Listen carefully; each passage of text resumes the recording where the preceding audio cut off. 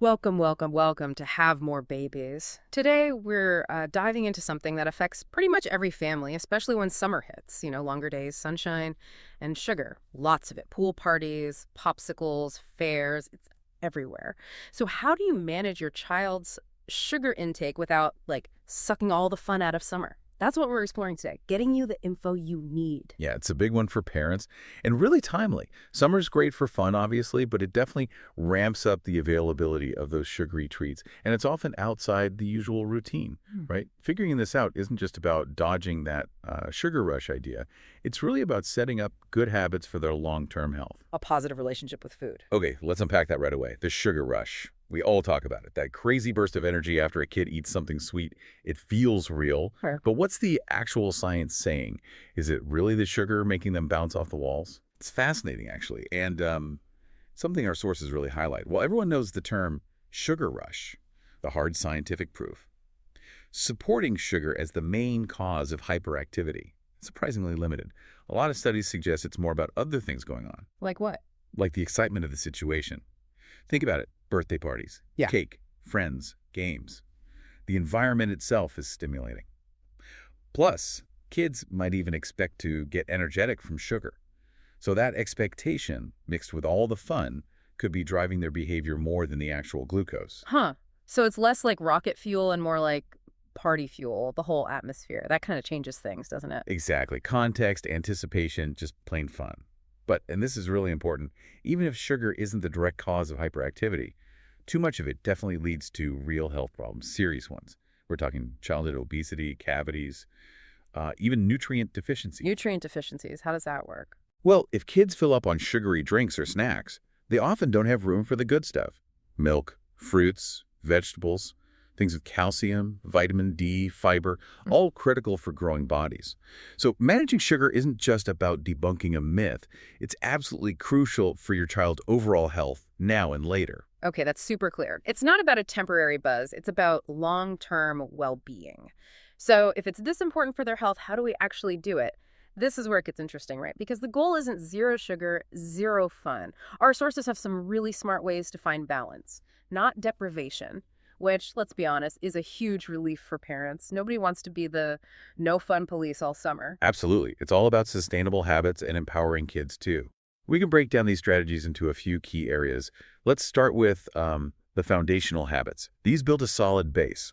First up, establishing regularity. Sources really stress this. Skipping meals, it can make kids intensely hungry, like ravenous. And when they're that hungry, their body screams for quick energy, usually sugar. It's almost biological. Right, a survival instinct kicks in. Pretty much. Yeah. So regular meal and snack times help keep blood sugar stable. You avoid those big crashes that trigger intense cravings. Less chance of a sugar binge. And here's a good tip. Get your child involved in meal planning. Oh, how so? Even little kids can help choose between, say, carrots or bell peppers for a snack. Or which healthy meal sounds good. When they have some input, they're way more likely to actually eat it without a fuss. Builds buy-in. Makes sense, like telling their body, hey, food's coming regularly, no need to panic, and getting them involved is smart. Right. Okay, what else for foundational habits? Next is promoting mindful eating. This is less about what they eat and more about how.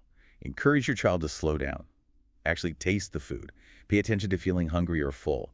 There was this one study showing kids who described their food color, smell, texture, ate slower and felt more satisfied. Wow. Yeah, and they naturally ate less without feeling deprived. It helps them build a healthier, more intuitive connection with their body and food, not just shoveling it in.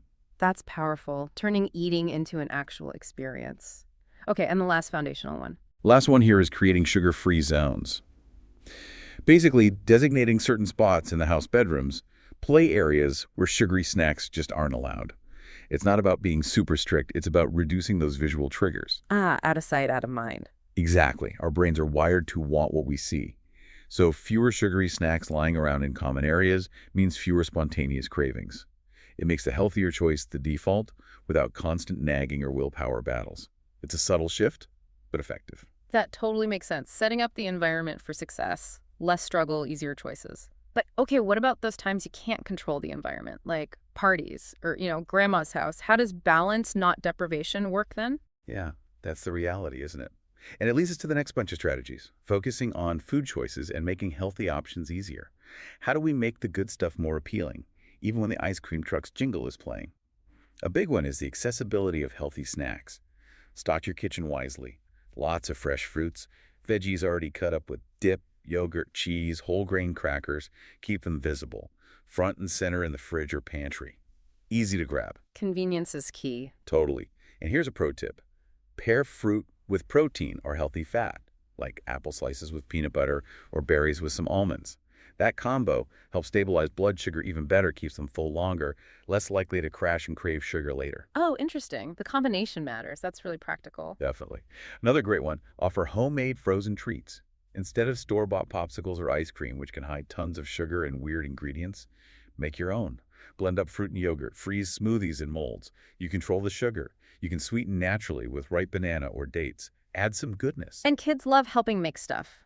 Exactly. Becomes a fun activity, a memory. They're way more likely to enjoy something they helped create. And this next one is super empowering. Reading food labels together. So many processed foods sneak sugar in. Either names like corn syrup, dextrose, maltodextrin. Oh yeah, the tricky names. Right. So reading labels teaches your child about these hidden sugars. Quick tip. Look for ingredients ending in O's. Glucose, sucrose, fructose, all added sugar. This helps them make smarter choices as they get older. It's a life skill, really. Differentiating natural versus added sugar. And finally, when you're cooking or prepping snacks at home, use natural sweeteners. Think of fruit purees, cinnamon, vanilla extract instead of white sugar. They add flavor, often some nutrients too, like fiber from dates. Makes things tasty and healthier. I love how much of this involves teaching kids and giving them agency. It's not just rules, it's understanding, much more likely to stick. But summer, it's not just about food, is it? It's about running around, playing outside.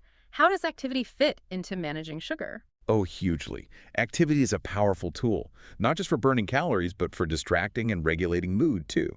First, just engaging outdoor activities. Keep them busy. Picnics, scavenger hunts, bike rides, exploring nature. When kids are active and engaged, they're genuinely less focused on snacking out of boredom. Makes sense. Busy kids are less likely to be asking for snacks every 5 minutes. Exactly. And building on that, just encouraging physical activity in general is massive.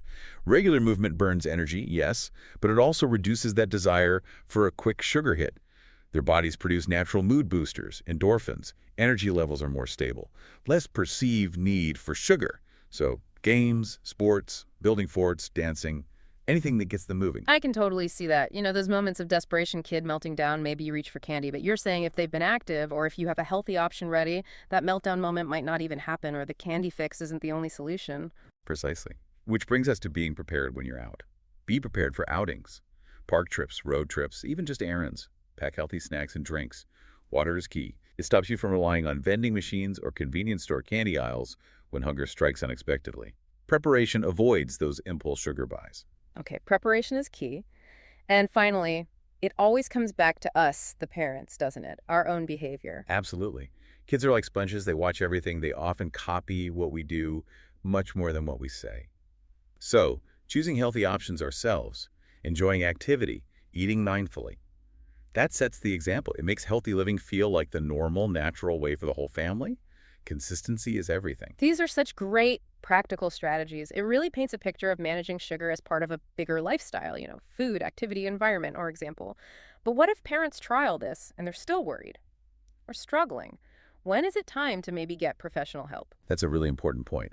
If you have ongoing concerns about your child's sugar intake or their eating habits in general, or if you feel like you're trying these things and it's just not working, or it's becoming a huge battle, it's always a good idea to talk to your pediatrician or a registered dietitian.